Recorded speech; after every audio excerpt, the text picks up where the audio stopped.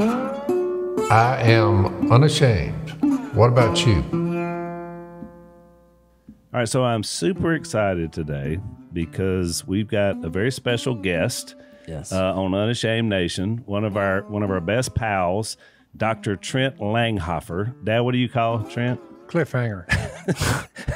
Langhofer Cliffhanger. Dr. Cliffhanger is zooming in from Colorado Springs, where he is now. So Trent was our preacher at WFR for, well, you worked on staff for a long time. You actually preached exclusively for what, the last couple of years or something like that. You and or I guess about 4 or 5, right? 4 years. Yeah, about 4 or 5 years. So basically, Trent took my place, which, you know, big shoes to fill, as we all know. Impossible shoes to fill. And he preached with Mike, and then eventually he was our lead guy the last couple of years he was there. But Trent is a tremendous speaker, a very I don't know. He's got everything you'd need to do that, and yet he's also a counselor because he has a doctorate in counseling. So, and let's face it, right now, Trent, you are the smartest guy in the room. That's right. And it's not close. It's not even close. It's not close at all. In fact, we could combine all three of our intellects, and we'd probably still be just a little bit shy. So, how does that make you feel, Trent? A Ph.D. doesn't make me smart. It just means I'm stubborn and I have a high student loan debt tolerance.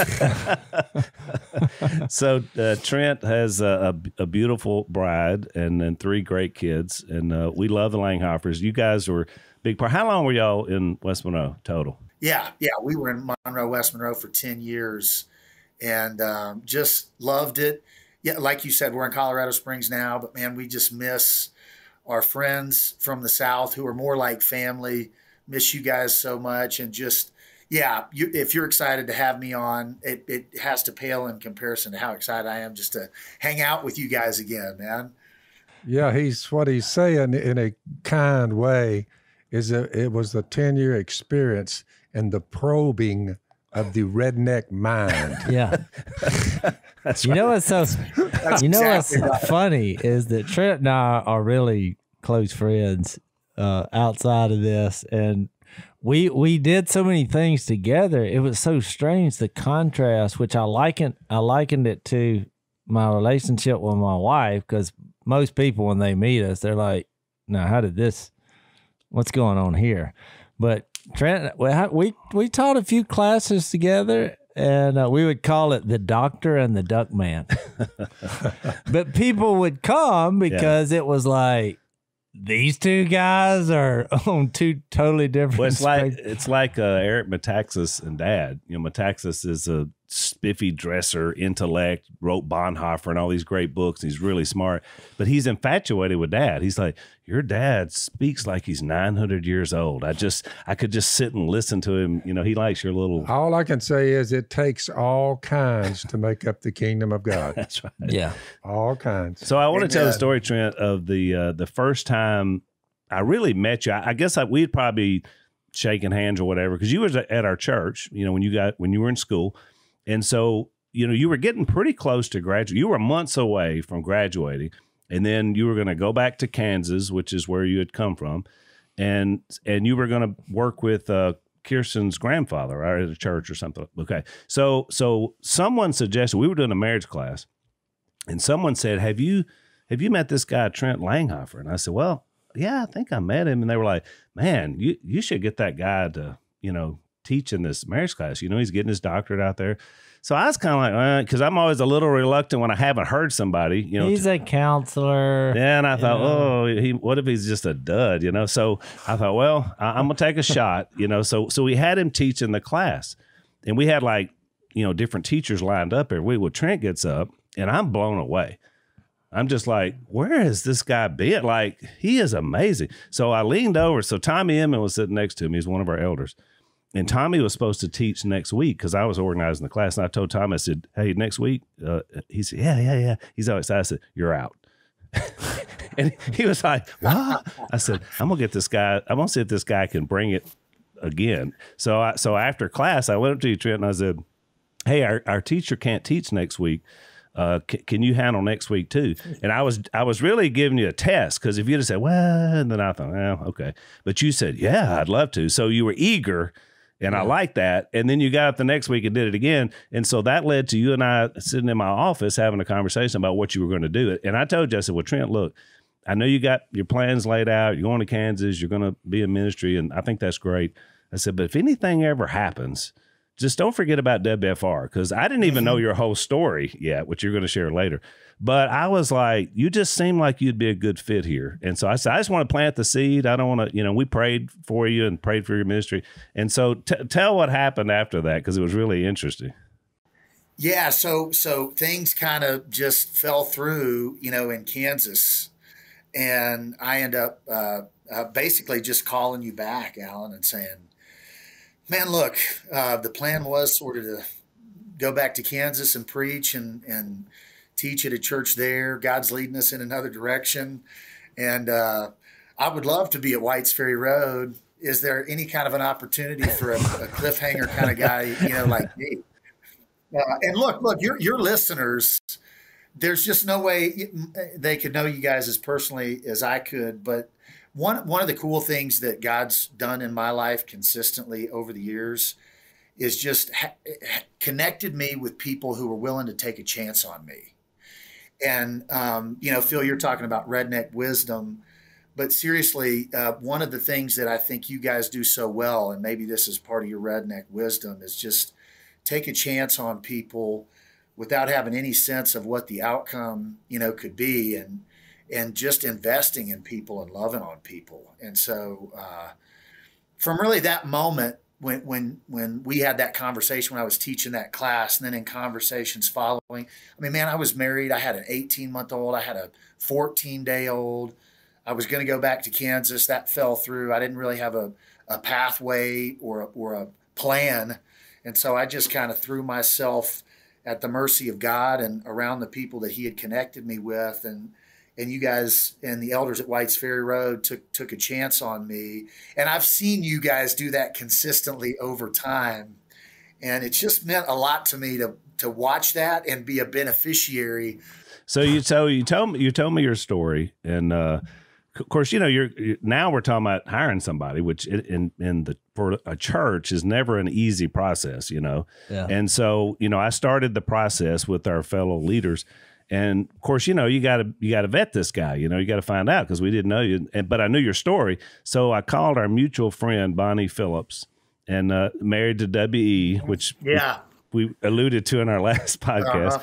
But his wife is a wonderful counselor, and she had actually worked with you when you were a teenager. Right. And so I called her and I said, Bonnie, we're thinking about hiring Trent to work for the church. I said, I think he's really got a future in ministry, and I think he could be our leader here ultimately. And all this, by the way, is a year behind when I'm going to leave, which I didn't know at the time. This is just when the show is starting. So, right. So Bonnie doesn't say anything. There was like a long pause, and I thought, uh-oh. It's not good when you get the long pause, because she's your reference for me, because I trust Bonnie. Right. There's a long pause, and I was like, Bonnie, she said, she said, I'm so overwhelmed right now with emotion that we're having this conversation. And then she basically told me, what you had overcome, and how much she loved you, and the program there loved you. And so it was like, yes, an enthusiastic thumbs up from her. So it was really neat. And then that led to us hiring you, and, you being there for those, almost 8 years. Yeah. Yeah. That backstory. And I can talk about that maybe later, but yeah, so Bonnie was the counselor of the hundreds, it feels like, that I had over the years. I was in a lot of counseling. Bonnie was the counselor that easily, by far, had the most transformational influence, on me. And I can talk about why that was later too. But that was 10 years before I got to West Monroe, and the crazy backstory that she's married to W. Red Dog. He was the best man at my wedding. Duck Commander videos. That's right.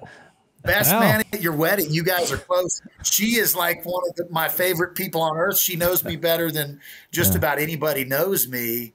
And so, right. And I had no idea that y'all knew each other when I walked through the doors of White's Ferry Road. And I don't even know that I knew how well you knew them until we had this discussion. And I'm like, this is just God weaving this story together, man. It was just so crazy. You guys took a chance on me. Yeah. And that was just, it changed my life.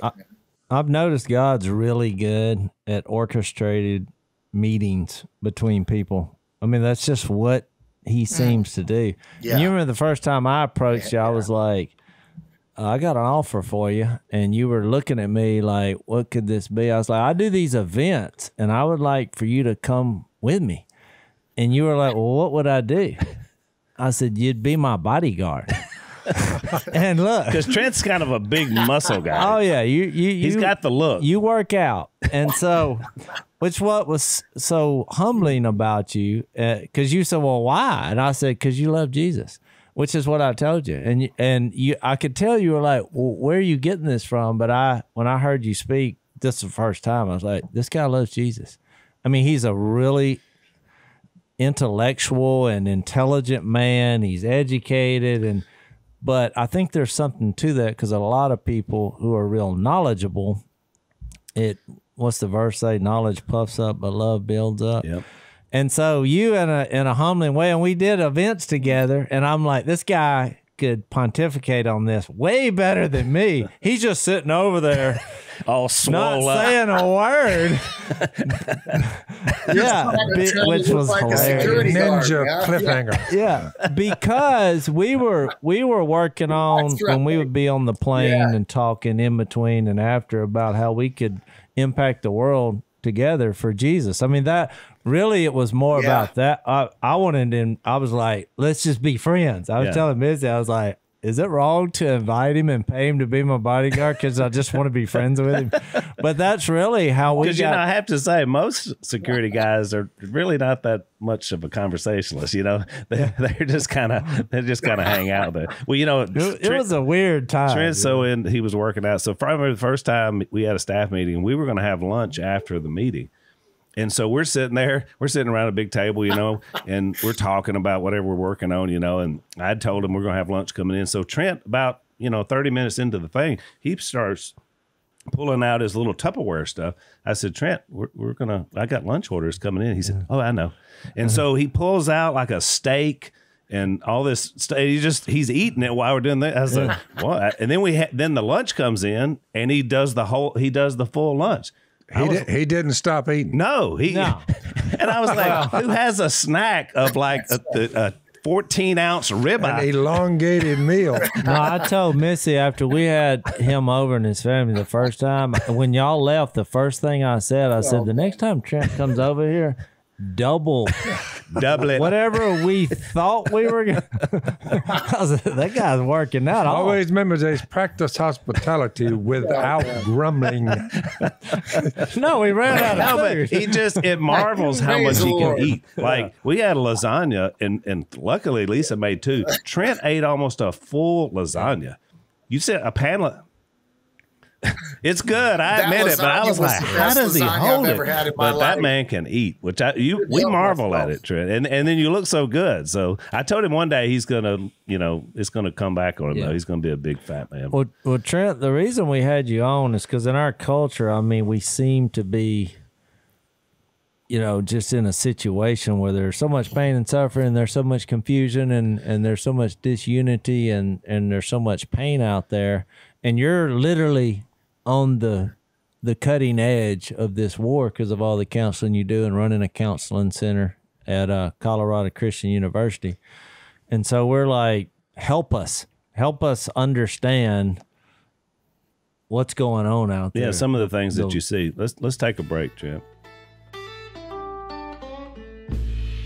So one of our sponsors, Stamps.com, basically brings the services of the U.S. Postal Service and UPS right to your computer, which is really great. So, right there where you can find it, it's easy. You get 40% discounts off a post office rate, 66% off a UPS shipping rate. So it's a no-brainer. Saves you time, saves you money. I used to collect stamps. Did you? I did. Do you still know where the collection is? I have no idea. I think Willie in a fit of rage ruined my stamp collection. But Well, you and Willie got a lot of history of destroying each other's stuff. That's really sad. So anyway, stop wasting your time. Go to going to the post office. Go to stamps.com. There's no risk. Use the promo code Unashamed. You get a special offer that includes a 4-week trial plus free postage and a digital scale. There's no long-term commitments or contracts. Stamps.com. Click on the microphone at the top of the homepage. Type in Unashamed. Stamps.com. Promo code Unashamed. So, yeah, Trent, so what do you, I mean, like, how old are you now? You're in your mid-30s? 36 years young. 36 years young. So you're younger, you're working now with college students because you're teaching them. So now you were here, but you're also out west. What are some of the things you see culturally that are really going to be a challenge as we go forward? I mean, what's some of the things you're seeing? Yeah, man. So it's hard to kind of distill this for the sake of time into just a short enough maybe blurb, but a couple of things that I think are worth mentioning. I feel like right now, for a couple of different reasons, one of the biggest things people are struggling with is identity. And I'm not talking about like people describing who I say I am when I'm meeting new people or what I do for a profession as who I say I am. I mean, like who I see when I look in the mirror and in the depths of my soul, who am I? So I think that's a big piece. I think the second is we're in a culture that offers a lot of artificial, instantaneous varieties of pain relief that don't actually relieve pain. They only compound it. And so people find themselves in this overstimulated frame of mind where I'm sipping coffee, I'm watching TV, I'm scrolling social media, but in my mind, I'm thinking about the next 5 things I want to go do. And it's a distraction from my emotional pain, but it keeps my brain overstimulated. And the second I'm not overstimulated or distracted, not only does that pain catch up to me, but I just feel bad, anxious, depressed, whatever you want to say. And I think that the third thing that I'm seeing is just people maybe now more than ever more desperate to find meaning and purpose in life. And so we can unpack any of that, but I see 20 probably clients a week. I oversee 10 counselors who are seeing 200 a month. And I've been doing this work for 10 years and have worked with thousands upon thousands of people. Arkansas, Louisiana, and now Colorado. And this kind of stuff doesn't discriminate by geographical location. I mean, do you like in these conversations, because when I hear those 3 things, I think, well, they need to be thinking we're made in the image of God. 2, they're spending way too much time on social media and then attaching their worth based on comparison. And what'd you say the third was the purpose or meaning? They're just, I'm like, do something that kind of takes care of point 2, which is most of our time is spent scrolling and even when we're supposed to be working and comparing. It's like you're just living as a form or an image of yourself. Right. You know? Yeah. And Jase, I think that spiritual transformation, connection with God through Jesus Christ, the Son, is the required ingredient to solving the biggest problems in culture, today. And what I'm trying to do as a counselor is use counseling techniques and theory to lead people to that place of a radical encounter with Jesus Christ. I like that.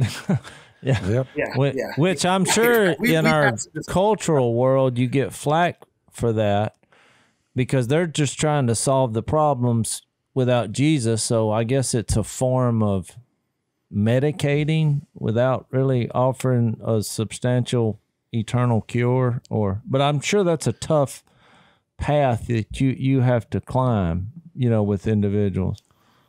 Yeah, it's a tough balance. And look, sometimes the reason it's tough is because people have either been hurt by church kind of people or people hurt by people who say they're followers of Jesus or they've seen Christ followers not live by the command of Jesus to love one another like he loved us. And so when they see that fighting or they've been hurt, those are challenges for us as Christians to overcome and introduce people to Jesus in a way that transforms their life.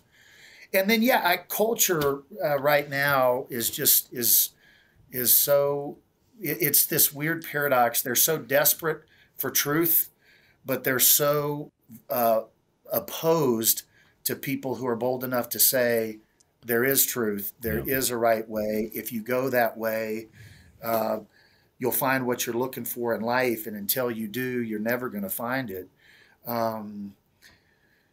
And so, Jase, it is challenging. And I think there are a lot of reasons why people resist that, but it's a major challenge. Well, I always thought when you were here, Trent, you being a talented, preacher and studying the Word of God, and then you were kind of, you were counseling, but at the same time that was your main thing, so you had that out front. But I always thought that the counseling that you did and the connection to people helped you be a better preacher. Now it's flipped, because you're a primary counselor. But how does that knowledge and how does understanding the Word of God help you to help people deal with these problems that they're having? What's the benefit? Yeah, so I see all biblical truth as self-evident truth, which means it's going to prove itself true time and again in the trenches of everyday life.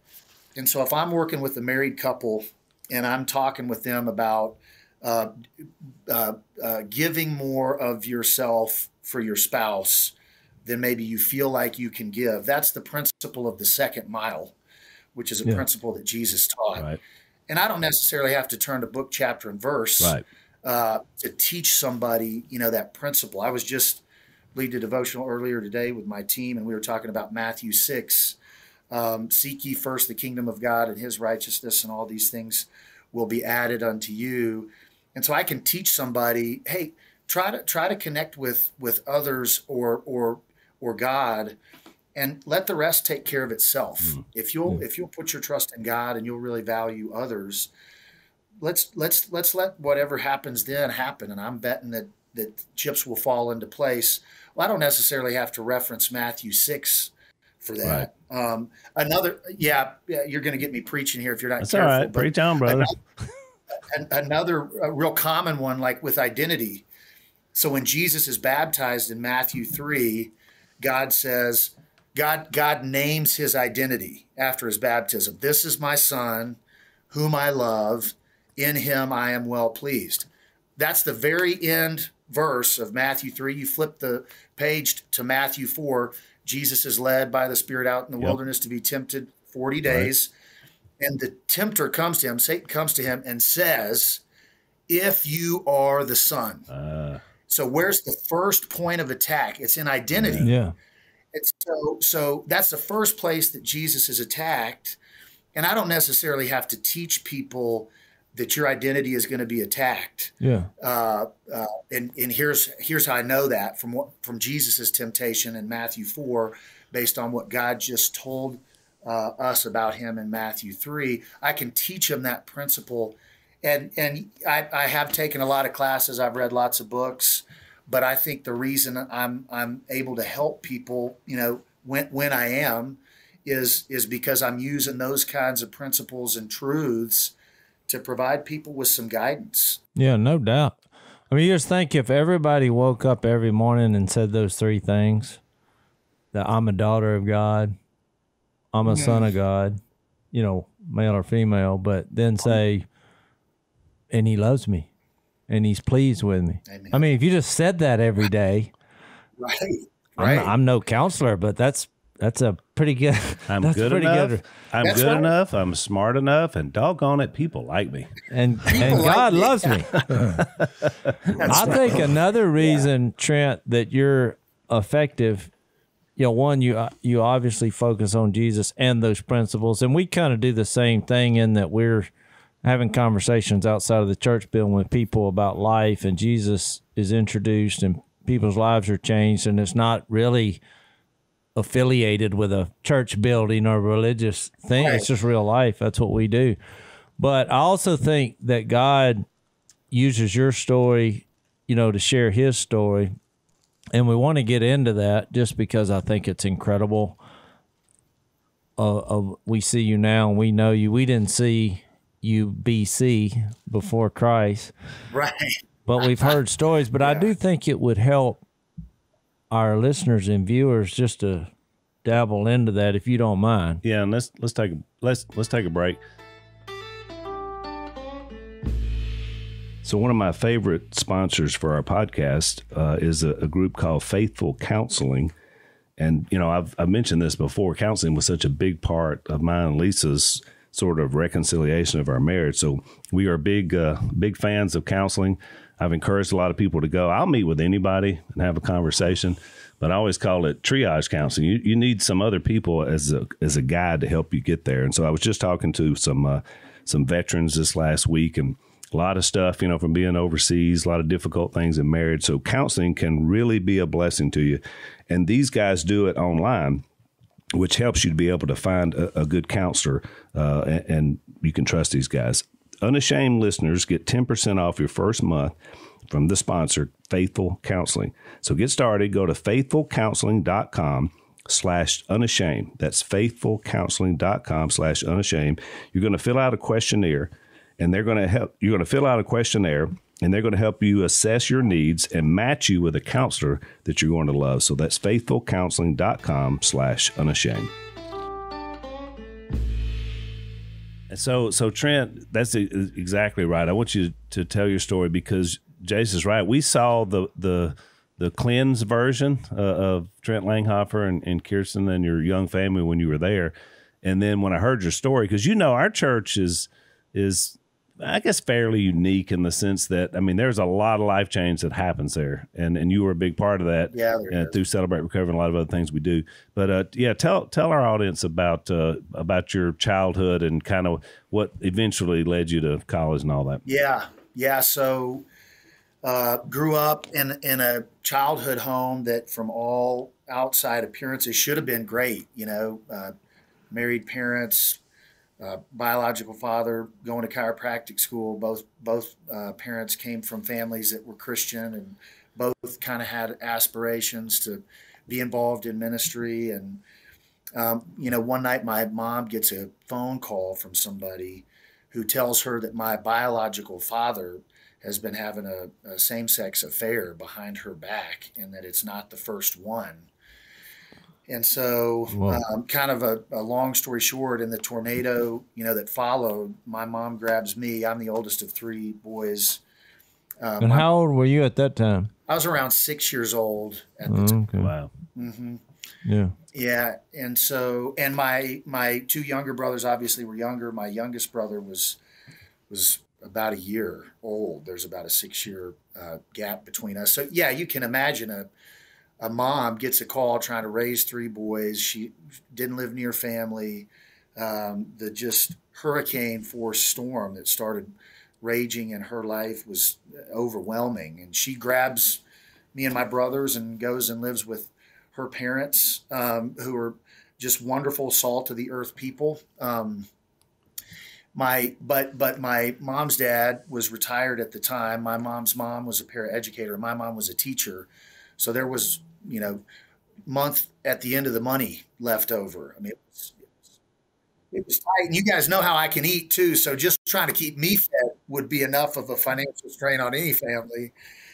And so, yeah, you know, that was the home then that I kind of grew up in over the next few years. And then my mom meets a guy who is a wonderful man that I love dearly. He's one of my best friends today. But we got along about as well as fire and gasoline when they first met. He was this quintessential man's man, chewed tobacco, wore ropers, the boots that were cool in like the late 80s, early 90s. You know, he rode bulls, and he wore these. It'd be hard to describe if you don't know what I'm talking about, but in like the 90s, there were these shirts that cowboys would wear that had these real loud colors and real wild patterns. But the thing with them was you had to starch them so much that if you took them out of the closet and took the hanger out, you could stand the shirt up by itself with no one in it, no hanger on it. So he wore those shirts, wore ropers, chewed tobacco, and I was like a Butch Cassidy and the Sundance Kid all wrapped up in one. And he kind of swoops into my life like Wyatt Earp, going to restore law and order in Dodge City. And you wasn't having it. I wasn't having any of that. And plus, you're probably bitter, from what happened before, right? Yeah. Oh, yeah. For sure. So I end up using drugs for the first time in the 4th grade. I was walking to school one morning, and some people on a street corner gave me and a friend of mine some drugs. Now, who gives a 4th grader some drugs? Well, some evil people. That's all you can say. So, I was 10 or 11 years old at the time, and I start experimenting with drugs more, alcohol more, and things really start to spiral behaviorally for me at school. Things started going really, really bad. Started using real hard drugs that most long-term addicts are using as a freshman in high school, and then it got so bad, just trying to kind of abbreviate this season, that I dropped out of school as a junior to do drugs full time. And I ran away from home, and I was couch hopping, and it was just crazy. And my parents heard about this treatment center in the middle of nowhere in Arkansas called Capstone. And so I had been up for like 4 or 5 days, hadn't slept, and they came to me and were like, man, we just want to take you to get something to eat. And so I got in their van, and they took me to get something to eat, and I fell asleep in their van, just passed out. I'd been running wild and just acting a fool.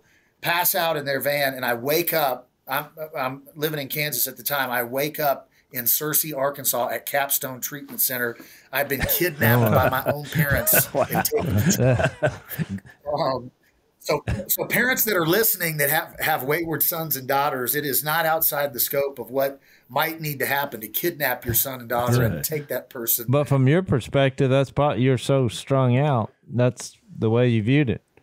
Man, I was so strung out, dope sick. Yeah, I didn't mind. And when I was at Capstone, Jase, you talked about just the pain that I felt. Maybe that's why I didn't get along with my dad, my stepdad.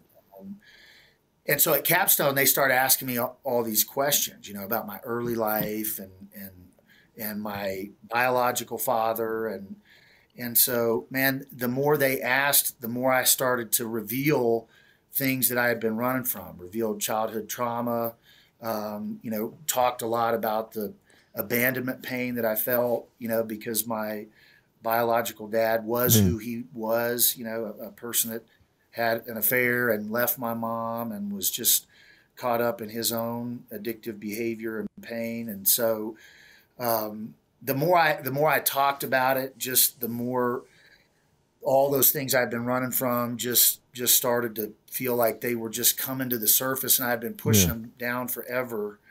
And so I get suicidal. I get in a really bad frame of mind. I get shipped eventually to 8 different treatment centers, trying to treat my childhood trauma, trying to treat my abandonment pain. And at one of these places, I end up in New Orleans, Louisiana. Yeah, I was hoping you would tell this story. This is hang on, Trent. Let's take a break before you do. Let's take a break. So, Jason, I noticed you got your hair up today. Yeah. You that's a good problem. It's like when Jase plays golf, he has to put his hair up in his hat, or else it's just hanging out, gets in his face. It's kind of... In light of what you're fixing to discuss, it's a good problem. It is. So one of our long-time sponsors is a company called Keeps, and that's at keeps.com. And they want to help you keep your hair. And I'm keeping the hair under a hat. That's right. Because I want to keep it out of my eyes, but I also just want to keep it. So if you're in early stage of losing your hair, you might want to check these guys out. You go to their website. They're going to give you a few easy questions. You're going to snap some pics of your hair. There's a licensed doctor that's going to review all your info, and they're going to find the right hair loss treatment for you, and then they ship it straight to your door. So that's Keeps.com, KEEPS.com/door. You're going to get 50% off your first order of hair loss treatments. That's Keeps.com/door. Of all the places to wind up if you have this struggle, New Orleans is probably not going to work too well. New Orleans was tough. Yeah, that's right. There were some things available there that may not have been available elsewhere. And so, yeah, I end up in treatment there, and I'm on suicide watch. I'm sleeping out in the middle of a basically hospital ward. And I wake up one morning, and another one of the residents, a young lady, is sitting right in front of me, and she's drawing a picture of me, and which is kind of strange, but didn't seem strange given that we were in a psychiatric unit and everybody was just, broken and hurting. I guess when you're in a psychiatric ward, everything just kind of relative. And we're right? laughing just to break we're not up the drama because I know was a tough time, right. but yeah. No, a funny moment. I was sitting in group in a psych unit once, and some lights flickered overhead, and nobody in the group said anything because we were all worried that maybe it didn't happen. It was like the medication we were on that influenced us. Yeah. And the group leader's like, "It's okay, group. That light did just flicker." And it's like, man, that's just the environment we were in. So this gal ends up telling me, that if she gets back home, she's going to be abused. The person that was abusing her was in her home. And I'm like, man, I don't want to be here. She doesn't need to go back home. She doesn't need to be here. We're getting out of here. And so we, during shift change, broke out of this psych unit in New Orleans and lived homeless on the streets of New Orleans for a while and slept under bridges. Eventually, we made our way to the French Quarter, which is kind of where we ended up living. And there's a homeless shelter on Rampart Street in the French Quarter on the north side of the French Quarter called the Covenant House. And so lived there for a while. And I guess you're cutting up again. Yeah, no, right. Yeah, with the other homeless people, we're using drugs and sharing needles and trying to hustle people. And I got jumped. She was almost raped. I mean, it just so much stuff I could share that just it was as crazy and insane and chaotic as you can possibly imagine, and probably in ways that people can't. And you're only like what, 17, Trent, at the time?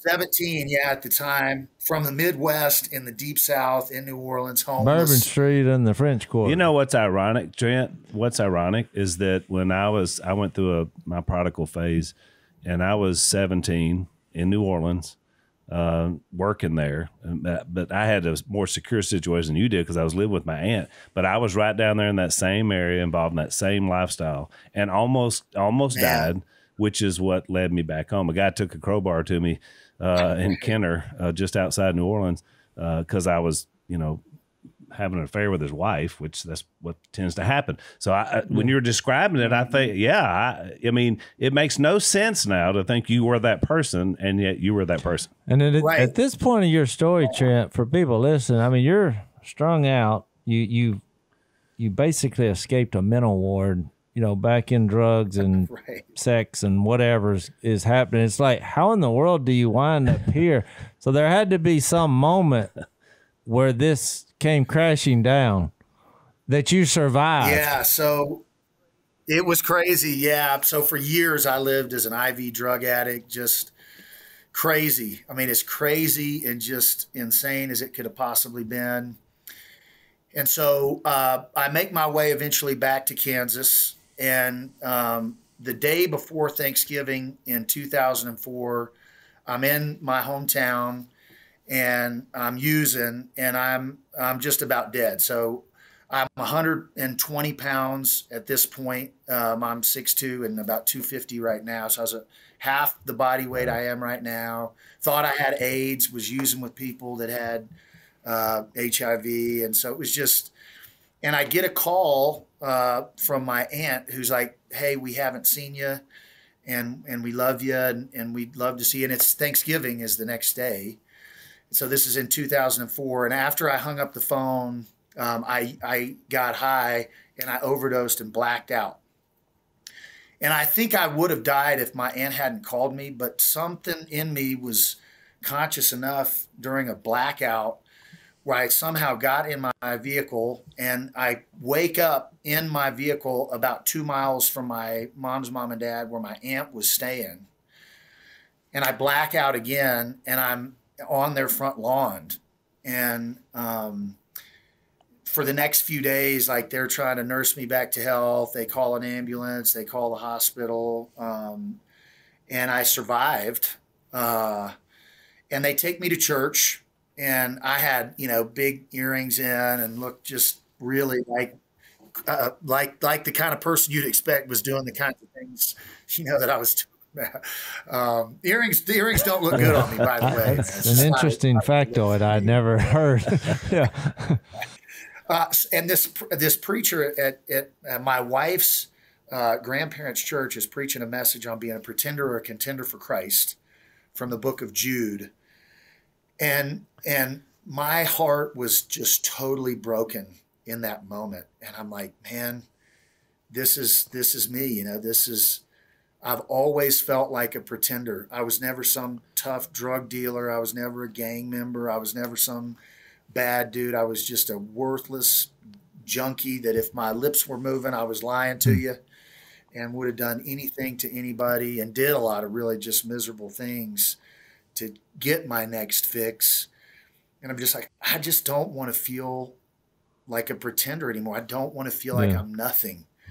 And he gave it like an old fashioned altar call. It was like a Baptist church, man. And he's like, prayer, raise your hand. And I raised my hand, and it was like, seriously, it was like a whole bunch of balloons were tied around my wrist when he said, ask for prayer. And my hand starts to raise, and I'm like looking at my hand, and I look at the guy, and his eyes are like locked right on me. He's probably looking at your earrings, Right, probably looking at this crazy guy who raised his hand for prayer. And he's like, if you need prayer, come forward. And it was like I was a man possessed, man. I felt myself getting up out of my chair, and, man, just broken, so ashamed, so humiliated. And I to get to the front, I have to walk through the center aisle. There wasn't a way down to the front. And my parents will say that they thought I was leaving the service to go smoke. And instead, I take a right-hand turn, another right-hand turn, and I start going down the center aisle. And guys, as God is my witness, every step I started taking down that center aisle, man, I feel just a decade of trauma and abandonment pain and drug use and misery and agony, just every step, just weight being lifted off my shoulders. And I pass the bench that my parents were sitting on, and they see me, and I look at them, and we all just break. And I just hit my knees. I don't even make it to the front, man. I just hit my knees, and they're going, oh my God, this is a miracle. This prodigal son who really should have been dead, and in a lot of ways is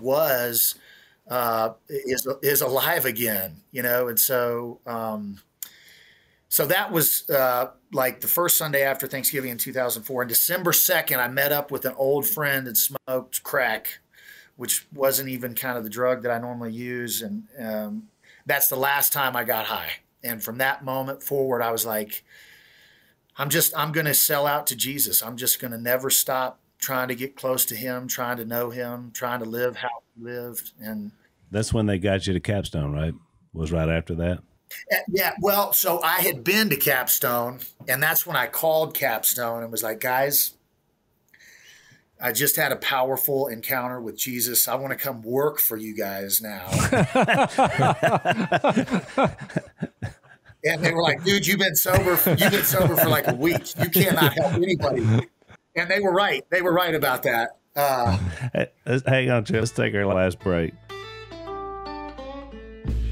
Yeah, so I call Capstone. I'm like, I want to work for you guys. They're like, man, you've been sober for a week. You can't come work here. You gotta get really, really sober. So what was the difference though in you? The first time you go, you're basically being brought by someone else, and the second time you volunteered. You're volunteering. And not only, it reminds me of the prodigal son, not only to be like a son, you know, that prodigal, when he said it came to his senses, he was like, just make me a hired hand, which when you said that, I'll work. Let me just work for you.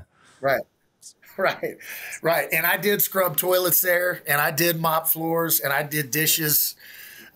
You know, started small, but Jase, and I think Jase, this is one of the things that makes us such good friends, is I think my powerful encounter with Jesus is what made me want to go back voluntarily and give back, because I found what I had been looking for in Jesus. I found purpose. I found a healing to my pain. I found an identity, and it was just right in front of me, you know, the whole time.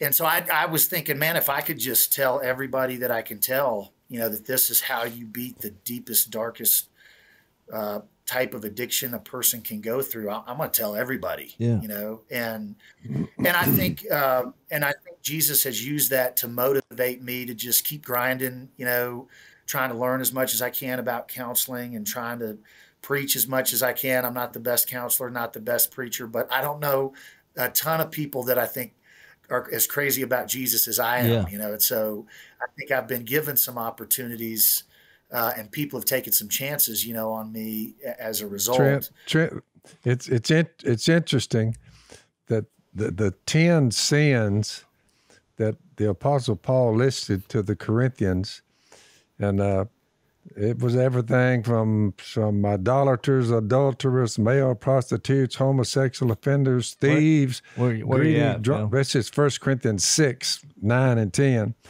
And greedy, drunkards, slanderers, swindlers, they won't inherit the kingdom of God. But the beauty of that text is, and listening to you talk, and that is what some of you were. But you were sanctified, you were justified in the name of the Lord Jesus and by the Spirit of our God. Yeah, and it says you were washed. I mean, he's telling his story, and it fits perfectly with what Paul told the Corinthians and all the troubles that they had there from different angles. 2,000 years ago. 2,000 years ago, and he just said, yep, here's where I've been, here's who I was, now here I am.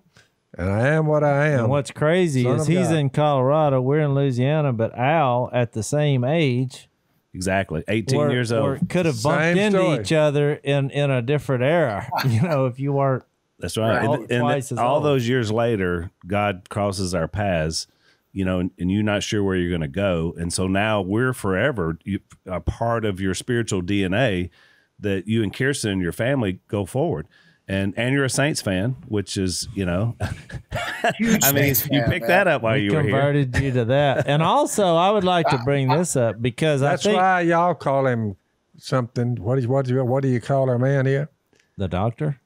Yeah. Well, y'all call him, but you know his last name. I said, well, no, his real name is Langhofer. Langhofer. They don't call him that. That's his name. It really is. That's right. But to me, when I heard his story, I said, no, he's one cliffhanger. Yeah, that's a fact. You and that boat trip. I mean, you had one finger hanging on the cliff. You got one. Look, that was it. One fingernail. Well, one of the reasons I asked you to be the bodyguard because you told that story about hearing that in the guy that was introducing Jesus about being a pretender, a contender. I don't know if you knew this, but in my speeches now, I'll always reference that phrase because I'm thinking there may be another Langhofer out here, and because I think it's a good way to look at it because anybody can pretend, you know, a certain way in a church building on Sundays or whatever and have this pain in their life.